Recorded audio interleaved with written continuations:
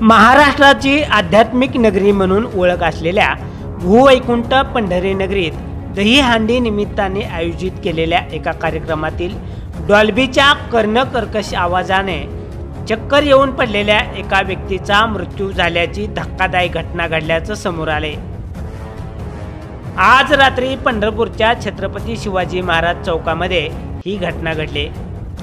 दहीहंडी निमित्त या ठिकाणी डॉल्बी लावण्यात आला होता। या डॉल्बीचा आवाज सहन न झाल्यामुळे एक नागरिक चक्कर येऊन पडला।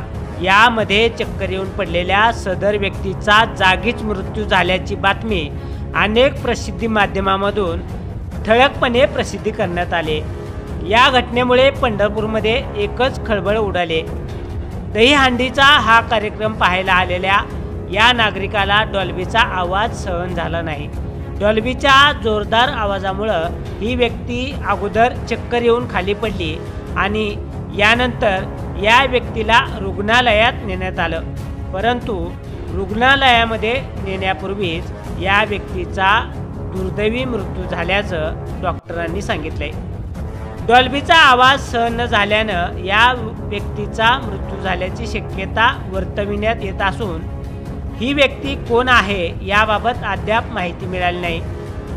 पंढरपूर पोलिसांनी या प्रकरणाची नोंद करून घेतली असून या संदर्भातील पुढील कारवाई पोलीस करत आहेत।